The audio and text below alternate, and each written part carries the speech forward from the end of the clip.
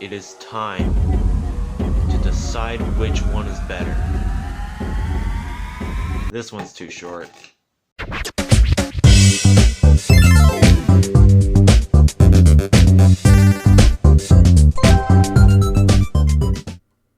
Hey guys, welcome back to the WAG Station. I'm your host, the outdated Gen Z himself, and today I'm going to be talking about a Super Nintendo classic.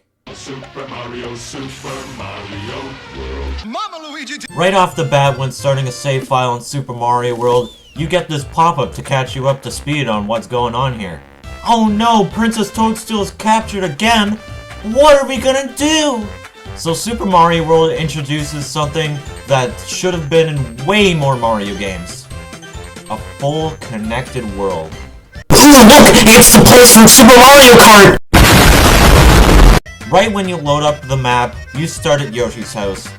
Yoshi leaves a note saying he's going to save his friends. Well then, guess we better help him too! Now this Mario game has something no other Mario game did again. An option to choose the first level you play.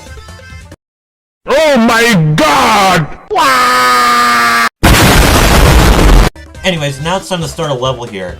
If you start at Yoshi's Island 1, you can end up at the Yellow Switch Palace, which makes all of these blocks appear. There's tons of Switch Palaces around this game. There's a green, red one, and blue one as well.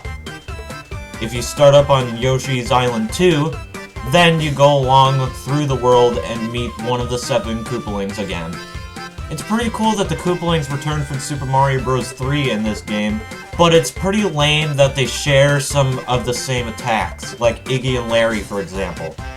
Another lame thing about Super Mario World, and this is the last lame thing, most of the entire map plays this one theme.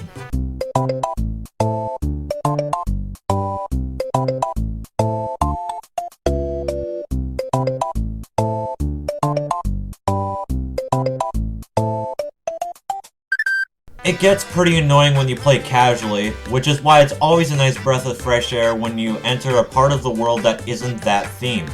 Since I'm talking about music, here's my short but sweet opinion. The soundtrack in this game is definitely one of the most memorable in the entire series for me, and even though the Donut Plains theme gets a little bit annoying, I still somewhat like it. Just something about hearing that main theme is just always so exciting. I especially like the extra beat that you get in each song from riding a Yoshi. Well, that wasn't that short, I guess. But anyways, game design. Is it good?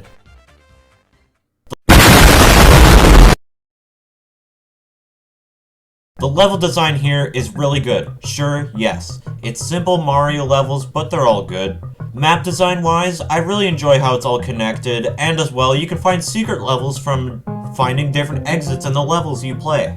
There's even a special world you can unlock before beating the final boss. And once you beat every level in that entire special world, the entire map gets a different color palette based around the season of fall. Or autumn, whatever you want to call it. Now finally, the power-ups. There isn't as much as Super Mario Bros. 3, but I feel like the secret exits in this game well makes up for it. You got your basic mushroom, 1-up, star, and fire flower, but this game has its own version of a flying power-up. Super Mario Bros. 3 had the Tanuki suit and the raccoon tail, but this game has the feather cape. This lets Mario glide across the entire stage if you know what you're doing. All you have to do is just press the backwards button, and that'll make Mario head up slightly, but lose some speed, and when you let go, he'll speed up but lose altitude. Simple but effective. And of course, you got Yoshi. When Yoshi eats different kinds of Koopa shells, he gets his own special power-ups.